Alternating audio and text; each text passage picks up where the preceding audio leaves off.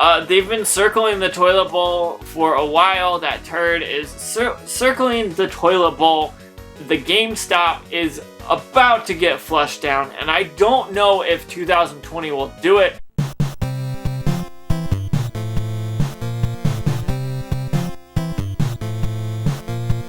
Okay, so GameStop is doing very bad. It's 2020 and they have not had a good track record. Honestly, their image is in the toilet and someone's about to flush it down.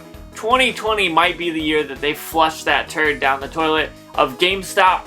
But I want to talk about it in this video about why GameStop is not doing so well. Honestly, there's a bunch of reasons, but I'm going to talk about just a few of them and let you know why I think the GameStop is failing people and why GameStop is just not doing very well. So right now I'm going to talk about a bunch of things. Now, 2020 has been a wild year and I kind of want to talk about what's happened recently and see kind of where that lines up, and then we might talk about some old stuff depending on where it fits in and whatnot. But if there's stuff in here that I miss, you guys can always comment down below and add your take on why GameStop has failed or is failing or why people hate it. So every time I make one of these videos, I want to talk about this. I make GameStop videos about once a week just because of the interesting corporation that it is. Now, GameStop is something that I think is a necessary, in today's day and age with video games. It's a store that is in a bunch of big cities. It's all around the country and all around the world. I think it's around the world with other names. But this is something that is a place where gamers can walk in and get good fair market value for their games. When they buy them, not so much when they trade it in unless they're doing a crazy good deal, but sometimes the trade-in is worth it as well. However, there's places like Walmart, there's places like Target, Best Buy, there's other places that sell video games, but those aren't focused on video games. And those places don't sell used. Now, some of them do sell used, but not in the quality or quantity that GameStop does. And when I say quality, I mean at least the GameStop games work. I don't know if I've ever heard of those other places having good used games, so I can't talk about the quality of those. But GameStop is known for their used games, and I think that is a vital thing in this day and age where you can go online and buy from anyone, whether it's eBay, Mercari, or whether it's actually like game stores like GameStop or Walmart, Target, all those kind of things. Or you've got those local places where they're small mom and pops. I think GameStop is a great store for in the middle. You can get those new games, you can get those used games, you can get some retro games if you're at the right stores. And so I think that's an interesting fact about GameStop. But GameStop gets a lot of hate. And I talk about these different aspects of GameStop for a reason, because I'm interested in it. And it seems to be everyone else either loves or hates it or loves to hate it. And I wanted to talk about this because GameStop gets a lot of hate. Any of my videos where I talk about GameStop, people not necessarily hating on me, but hating on GameStop for this policy, or they did this, or they didn't do this. And so I think GameStop has a bad image because of the way that they produced their business. I think they're not doing great, and there's a bunch of reasons why. Now, the first reason I'm going to talk about is here recently. Animal Crossing and Doom Eternal were coming out on Friday. They released them a day earlier, but everything was shutting down. Everything that week, about Monday or Tuesday, everything had shut down. But they stayed open for that release, which is cool. I think it's unsafe. I don't think it was a smart move on GameStop's decision, but it's cool they waited to at least let people get the games that they wanted. And then they shut down the very next Saturday, the next day, which was a Saturday. And then they said, hey, all our stores are closed.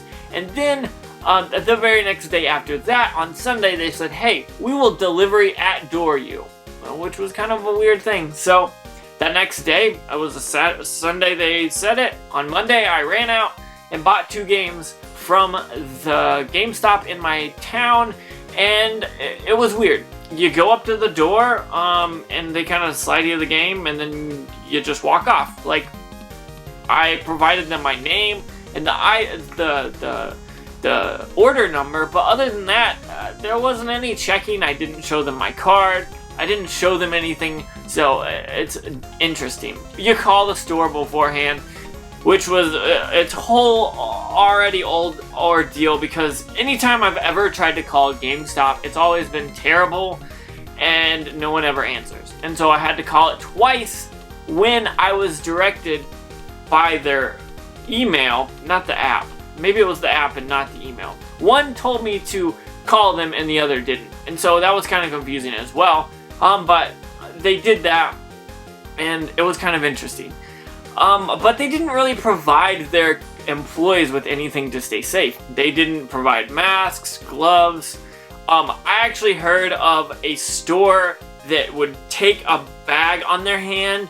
You could pay with your credit card if you went there. They would grab your credit card with the bag, go and ring it up, and then pull the bag over the credit card and drop your games in and hand it to you. Which, okay, that's safer than nothing, but they weren't really doing anything for their employees. They stayed open way too long. I believe some of these are still open in my area. I don't know if all of them are, but I know that one that I did the delivery at door still is. And that's interesting. We're not going to get into that. That's just, they think they're essential. But I don't think they are, but I don't think they'll last. So I'm just leaving it at that. But go back 2 years, in 2018, they started doing really poorly with their budget. They were losing, I want to say they lost $500 million in the third or fourth quarter of 2018. That's absolutely insane. Prior to that, you would walk into a store, they would bug you, say, hey, do you need this? Pre-order that, blah, blah, blah, blah, blah, blah, and it was annoying. We all know it was annoying. And I think that kind of set off this chain of events that just piss people off. And that's why they hate it today. So you've got the annoying people bugging you. Some stores, I actually heard, they would follow you around. I never experienced this, but I heard people would be like followed by the store person. Like, do you need anything? Can I help you find anything? Blah, blah, blah. And it's like, okay, calm down.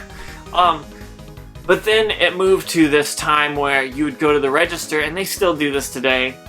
You would go to the register, they'd say, hey, do you want to pre-order anything? No, I don't. Well, hey, do you want to join the rewards program? Well, I already gave you the rewards program, so I'm already in it. No. How about this? Would you like to buy any of these action figures on the counter? No. I just want these games so I can play them, take them home, and play them and have fun. And that's annoying, especially if you're like introverted like me, which I feel like other people are. That's kind of a big deal. It's annoying and I didn't like it. So I brushed that off. But then just kind of how they went about more and more things. You got the retro online issues when that first released. They were literally giving out games that shouldn't have been. Like, they were giving out games, this isn't one I got, but like a Mario Kart for the 64 and a black cartridge. Things that never happened, they were selling, and it was blatant. Like, you could see that and know that that's a fake. If you know anything about Nintendo 64 games or Mario Kart, you know that's a fake game. And so they were sending out fake games with that retro, because honestly, those things are easy to buy. People were able to go on eBay and say, hey, I want a fake cartridge of Mario Kart 64, and then I could go in there, trade it in. They don't test it, and then walk out with my $20 in credit maybe. I don't know what it really is. But it's kind of interesting. Like, what's the point? They're taking in games that they didn't even test. They don't know if it works. And then I saw people getting fake games. And then I myself went and bought some Game Boy Advance games, and I didn't even get one of them. Now, one thing I'm going to talk about here is a good thing that GameStop did, and that is their online customer service. When I called in, I was like, hey, I bought 4 Game Boy Advance games. They were all Pokemon games. I didn't get Fire Red, and I was nervous, and I thought they were going to say, no, we can't help you, or maybe they would give me credit. I don't know. But they just said, okay, cool. We'll put it in the order for that, and you'll get it in the next 5 days or whatever, 3 days, whatever the time was. But they actually worked with me, and that's a very good thing, and I love that. But then that happened to me again, and I didn't get a game in another package. Called them up, told them, and they're like, okay, cool, here's the, I think it was a Pokemon Yellow, I believe, later on. Like, I had bought Pokemon games for the Game Boy Advance, and I went and got like red, blue, and yellow, and silver, I think, and I didn't get a game then, and I'm like, so GameStop, like, what are they doing? The more and more time goes on, the more and more I see them doing terrible things, like, especially in 2020 when people are struggling, businesses are going out, people don't have jobs anymore, unemployment is skyrocketing. They're staying open. They're saying they're essential, which I'm not going to complain too much about because they are still providing jobs for those people, but they're putting their lives in danger as well because you don't know who has the virus or doesn't, so I'm a little iffy about that one as well. I feel like GameStop is all about the money, which is a good thing. They're a business, but when you put the money in front of not only your customers but your employees as well, your business suffers. And that is why I think GameStop is hated by everyone. Too many people have issues with it. And I myself have had issues with GameStop. I've had 2 or 3, and it's just not worth it. They took away the Pro membership, the Pro Elite membership that I loved, because that was giving me good trade-in credit. But now I'm like, I think my Pro membership just expired on April 1st, so I'm not even a Pro member right now. So I think GameStop has a lot to learn, and I think this might be the year that they learn how to go down the drain. And they've been circling the toilet bowl for a while. That turd is circling the toilet bowl. The GameStop is about to get flushed down, and I don't know if 2020 will do it, but I think here in the near future, that toilet will be flushed and GameStop will be no longer. I want to know what you guys think. Comment down below and let me know. Is GameStop something you like, you don't like? Tell me why, tell me your experiences with it. I like GameStop and I dislike it. It's a love-hate relationship for me, but there are some good things that I see from it. So I wanted to talk about that for you guys. Make sure you comment down below. Like I said, let me know what you think. And also, thank you so much for watching. Don't forget to like, comment, subscribe. Make sure you hit that bell notification because it lets you know when I post more videos, which is every Tuesday, Thursday, and Saturday. And really, I'm so appreciative that you guys are taking the time to watch these videos now here in 2020 when we're having these crazy things going on in the world. So, thank you very much for watching, and make sure you have a good day.